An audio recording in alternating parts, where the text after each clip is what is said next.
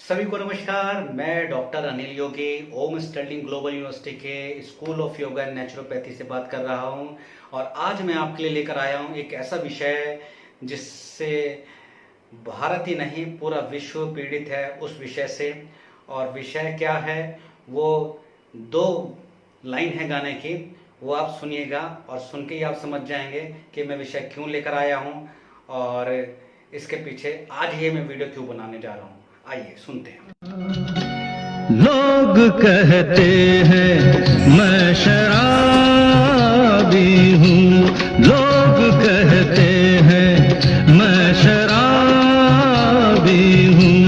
तुमने भी शायद ये ही सोच लिया। हाँ, लोग कहते। तो साथियों, आज मैं बात करने जा रहा हूँ शराब के विषय में, जिसे अल्कोहल के नाम से भी जाना जाता है।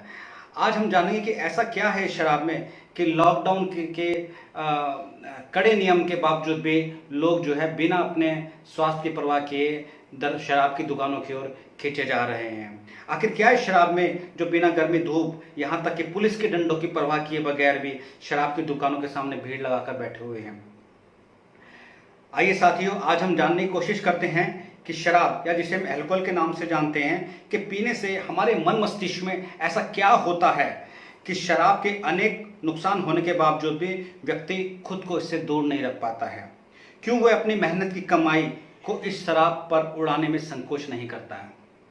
साथियों, तो आइए हम जानते हैं कि जब कोई व्यक्ति शराब का सेवन करता है तो यह शराब उसके भोजन नली से होते हुए पेट में जाती है, जहां 20% अल्कोहल तुरंत शरीर द्वारा एब्जॉर्ब कर लिया जाता है।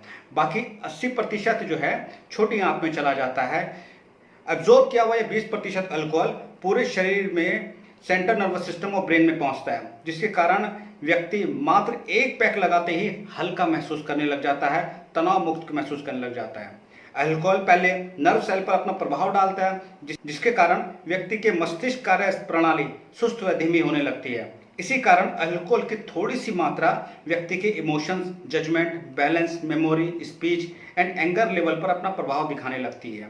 यह अल्कोहल ब्रेन के रिवार्ड सेंटर को एक्टिवेट करता है। जरा ध्यान दीजिएगा, एक्चुअल में अल्कोहल ब्रेन के रिवार्ड सेंटर को एक्टिवेट करता है और ब्रेन से डोपामाइन हार्मोन रिलीज करता है, जो व्यक्ति को उसके होने का, उसके वजूद का एहसास कराता है और व्यक्ति अपने आप को पहले से ज्यादा कॉन्फिडेंट महसूस करता है। इतना ही नहीं, यह अल्कोहल ब्रेन में एंडोर्फिन, जी हाँ, एंडोर्फिन नाम का हार्मोन भी रिलीज करता है, जिससे व्यक्ति का स्ट्रेस लेवल भी कम होने लग जाता है और वह रिलैक्सेशन महसूस करता है। तो ऐसे देखने में तो अल्कोहल लेना फायदे का सौदा दिखता है, लेकिन इस अल्कोहल के अपने इरिवर्सिबल इफेक्ट ब्रेन के कई भागों पर पड़ते हैं, जैसे कि सेरेब्रल कॉर्टेक्स, जो कि हमारे सेंसेस व इनहिबिटरी सेंटर्स को कंट्रोल करता है, जिसके कारण अल्कोहल लेने वाला व्यक्ति ज़्यादा बातें करने लगता है और खुद को पहले से अधिक कॉन्फिडेंट और समाज के नियंत्रण से बाहर महसूस करता है। इसके कारण शराब पीने के बाद झगड़े होने की संभावनाएं बढ़ जाती हैं। इतना ही नहीं, अल्कोहल व्यक्ति के निर्णय लेने की क्षमता व स्पष्ट रूप से सोचने की क्षमता को प्रभावित करता है, जिससे वह गलत और सही में भेद नहीं कर पाता। ब्रेन के फ्रंटल लोब, जिसका कार्य planning, forming, idea, decision making और सेल्फ कंट्रोल को देखने का होता है, अल्कोहल के कारण व्यक्ति इमोशंस व अर्जेस को कंट्रोल करने में खुद को असहाय महसूस करता है और बिना सोचे समझे एक्ट करने लगता है। यहां तक कि कभी कभी वह वायलेंट हो जाता है और अपने मूल चरित्र के विरुद्ध जाकर कार्य करने लगता है। यही कारण है कि अधिकांश अपराध अल्कोहल लेने के बाद ही होते हैं। ब्रेन के ही अन्य भाग सेरेबेलम, जो कि थिंकिंग एंड अवेयरनेस को कोऑर्डिनेट करता है, पर अपना दुष्प्रभाव दिखाता है, जिसके कारण ही व्यक्ति ठीक से चल पाने में खुद को असमर्थ पाता है, जो कि रोड एक्सीडेंट का एक मुख्य कारण है।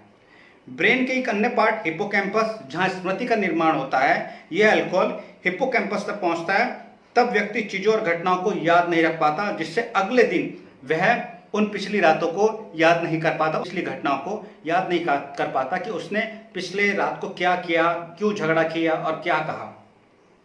साथियों, किसी भी प्रकार की लत या एडिक्शन जिसे हम कहते हैं में रिवार्ड हार्मोन यानी डोपामीन और एंडोर्फिन का बहुत बड़ा भूमिका होती है, बहुत बड़ा उसका एक रोल होता है। और यह जो डोपामिन और एंडोर्फिन है, ये कुछ और नहीं, ये केवल खुशी के हार्मोन है, यानी हैप्पीनेस के हार्मोन है।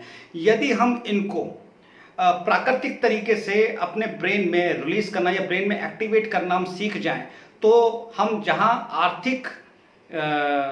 आर्थिक रूप से तो लाभ प्राप्त करेंगे, यानी कि हमारा जो पैसा खर्च होता है शराब में, सिगरेट में, तंबाकू में, वो तो हमारा बचेगा ही बचेगा, साथ ही साथ हमारी सेहत अच्छी होगी। सेहत अच्छी होगी, साथ ही साथ हमारे झगड़े होते हैं वो झगड़े नहीं होंगे। जहां हमारे रोड एक्सीडेंट हो जाते हैं शराब की वजह से या किसी और एडिक्शन की वजह से, वो नहीं होंगे। तो जानिए कि ये जो प्राकृतिक तरीके से जो हार्मोन्स डेवलप होते हैं या हार्मोन्स जो हम सिक्रेट करते हैं, इसमें योग का बहुत बड़ा प्रभाव है। और यहाँ बहुत सारी ऐसी विधियां हैं जो बिल्कुल सरल सी, बिल्कुल सिंपल विधियां हैं, जिनसे हम जो है ये प्राकृतिक रूप में इसको एक्टिवेट कर सकते हैं। खास बात यह है कि यदि ये कोई भी व्यक्ति इस प्रकार से प्राकृतिक तरीके से इन हार्मोन्स को रिलीज करना सीख जाता है, तो किसी प्रकार के व्यसन से मुक्ति पा सकता है। साथियों, आप में से बहुत ही कम लोग होंगे जो जानते होंगे कि मैं लगभग 13 साल की उम्र का जब था, तब से मैं योग अध्यात्म से संबंधित संस्था में जुड़ गया था। और वहां मैंने अनेक लोगों को अनेक प्रकार के व्यसनों, ऐसे मतलब शराबी लोगों से जिनको 24 घंटे सुबह उठते ही शराब चाहिए थी और शाम को भी शराब चाहिए थी, पूरे दिन वो शराब में लत में पड़े रहा करते थे, मैंने अपनी आंखों से उनको ठीक होते हुए देखा है। क्योंकि सारा खेल रिवार्ड का और वो खुशी के हार्मोन का है। जब व्यक्ति को खुशी कहीं और से मिलने लग जाती है, यानी जब व्यक्ति को लगता है कि हाँ उसका वजूद है, उसका जो माइंड है वो एंगेज हो जाता है अच्छे काम में, और वो अपने आप को समझ लीजिए कि अपने आप को जब वे अपने आप को गौरवान्वित महसूस करता है कि हाँ मैं भी किसी धरती पर जो है मेरा भी कोई वजूद है, मैं भी कोई काम कर सकता हूँ, और जब वो किस ऐसी एक्टिविटी में इन्वॉल्व होता है जहाँ उसको खुशी महसूस होती है, तो ऑटोमेटिकली धीरे धीरे धीरे करके उसका व्यसन छूट जाता है। इसलिए जनरली क्या होता है कि मैंने ये देखा है कि अगर हम किसी भी अच्छी संगति को या हम आध्यात्मिक संस्था को हम ज्वाइन कर लेते हैं, तो वहाँ ये कहने की जरूरत नहीं है कि उसको हम लोग नहीं कहते, मैं तो व्यक्तिगत रूप से किसी को नहीं कहता कि आपको शराब छोड़नी पड़ेगी। शराब छोड़ने के लिए किसी को मत कहिए, केवल उसको किसी और अच्छे आनंद का टेस्ट कराइए। जैसे वो अच्छे आनंद का और प्लेजर को टेस्ट करेगा, तो ऑटोमेटिकली उसकी जो रिक्वायरमेंट है, जो ब्रेन की रिक्वायरमेंट है, वो धीरे धीरे कम होने लग जाएगी और वो धीरे धीरे उस शराब या उस एडिक्शन से बाहर निकल कर आ जाएगा। तो साथियों, आज हमने जाना कि योग और अध्यात्म का इसमें बहुत बड़ा रोल है। अगर वो सुबह योगा अभ्यास करता है, क्योंकि जब सुबह योगा अभ्यास करेगा और सुबह एक्सरसाइज करेगा या सूर्य नमस्कार करेगा, प्राणायाम करेगा, ऑटोमेटिकली वो एंडोर्फिन, डोपामाइन, वो अपने आप ही इसको रिलीज होने लग जाएगा। उसको छोटे मोटे काम को जब वो अपने आप को उसके साथ में इंगेज करेगा पॉजिटिवली, तो धीरे धीरे धीरे करके जो है उसको अच्छा महसूस होगा और वो धीरे धीरे करके जो शराब की जो लत है वो छोड़ देगा। और ऐसा नहीं है, अगर वो मैं तो सेल्स में भी रहा हूँ, मैं मार्केटिंग का भी काम देखा है, मैंने बिजनेस भी देखा है। तो कहते हैं कि बिजनेस की शुरुआत ही एक पैक से होती है। अगर आप पैक नहीं लगाएंगे तो आप बिजनेस कर ही नहीं सकते। और अगर आपको सेल्स में या मार्केटिंग में है, तब भी आप जो है बिना शराब के जो है काम नहीं कर सकते। लेकिन हमने देखा है कि अगर आपको उससे भी ऊपर का आनंद अगर आपको मिला हुआ है, उससे भी ऊपर की जो हैप्पीनेस है वो आपको अगर मिली हुई है, जो शराब से मिलती है उससे ऊपर की मिली हुई है, तो आपको इनसे कोई फर्क नहीं पड़ता कि आप किसी कंपनी में ऐसे बैठे हैं जहाँ लोग 4 लोग शराब पी रहे हैं और आपको भी वहाँ पीनी पड़ेगी। आपको वहाँ पीने की जरूरत ही नहीं पड़ेगी, क्योंकि आपको बिना पिए ही मजा आ रहा है। तो ऐसे योग में नहीं हम लोग बोलते, हम तो कहते हैं हम तो हर समय नशे में रहते हैं, उस परमात्मा के नशे में रहते हैं और मस्त रहते हैं। तो आपको ये समझना होगा कि योग, अध्यात्म और सत्संग के द्वारा व्यक्ति के व्यवहार में कई प्रकार के सकारात्मक परिवर्तन हो जाते हैं, और इस पे बहुत रिसर्च हो चुकी है। फिर कभी डिटेल में इस पर डिस्कशन करेंगे, या कोई डिस्कशन करना चाहता है वो तो मुझे व्यक्तिगत रूप से मुझे मैसेज कर सकता है या यूट्यूब पे मुझको मैसेज कर सकता है।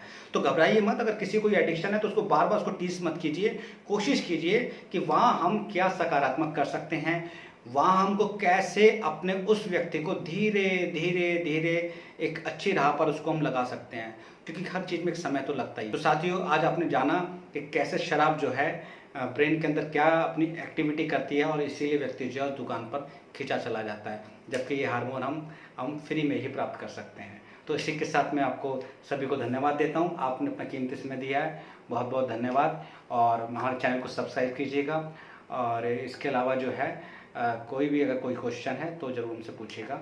आप सभी को मेरा नमस्कार।